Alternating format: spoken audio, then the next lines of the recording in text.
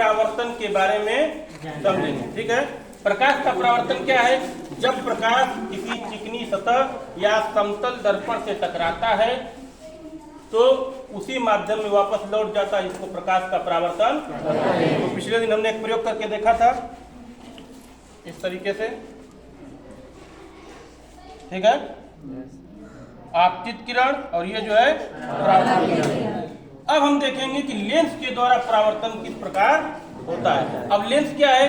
दो चमकदार सतह के बीच के पारदर्शी भाग को लेंस कहते हैं। लेंस दो प्रकार के होते हैं मुख्यतः, उत्तल लेंस और अवतल लेंस। तो अब पहले हम उत्तल लेंस के बारे में जानेंगे। उत्तल लेंस बीच में क्या उभरा हुआ होता है और किनारों पर पतला होता है, और इससे जो प्रतिबिंब बनता है हमेशा आभासी और उल्टा बनता है। तो एक डायग्राम के माध्यम से देख लो कि जब प्रकाश की किरणें, ठीक है, देखो, जब प्रकाश की किरणें उत्तल लेंस से टकराती तो एक बिंदु पर मिलती हुई प्रतीत होती हैं। देखो, मिलती प्रतीत हो रही है ना। तो अब वास्तव में क्या ऐसा होता है, इसको हम करके देखेंगे। तो देखो,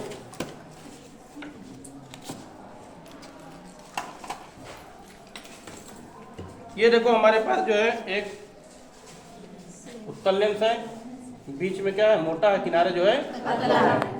हमने दो लेजर लाइटों को आपस में जोड़ दिया। अब दोनों को जोड़ करके हम इस पे जो प्रकाश की किरण डालेंगे, देखो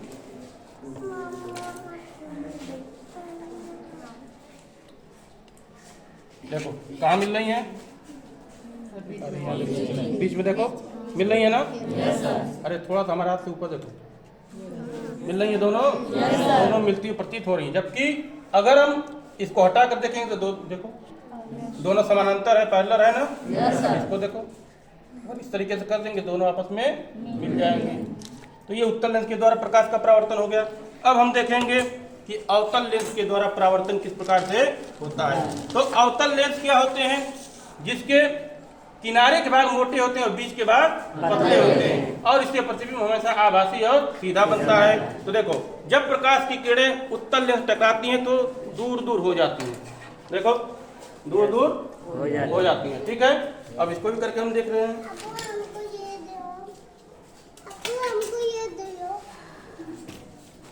देखो, ये है, बीच में क्या है, पतला है, किनारे जो है मोटे। जरा देखें, अब देखो दूर दूर फैला ना। इस तरीके करेंगे समानांतर हो जाएंगी, इस तरह कहेंगे तो जो फैल जाएंगे। ठीक है, देखो सभी लोग। अब इसके बाद देखो, ये हमारा परावर्तन हो गया। अब हम अपवर्तन के बारे में समझेंगे। एक तो परावर्तन होता है और एक जो है अपवर्तन होता है। अपवर्तन क्या होता है? जब प्रकाश विरल माध्यम से सघन माध्यम में प्रवेश करता है तो विचलित हो जाता है, यानी मुड़ जाता है। ठीक है, इसके लिए हमने कांच का एक सेटअप बॉक्स बनाया है, इसमें पानी भरा है, कोई जो है इसमें दर्पण नहीं है, या समतल दर्पण या उत्तल लेंस या अवतल लेंस कुछ जो है इसमें नहीं है। देखो, इस तरीके से अगर किरणें डालेंगे कुछ नहीं होगा। और अगर जो है हम हवा से जब जल में जब प्रकाश प्रवेश करता है तो किस तरीके दिखाई देता है? देखो क्या हो रहा है, छल करके जा रहा है, बाउंस हो रहा है मल्टीपल टाइम। देख रहे हो ना, देखो। ठीक है,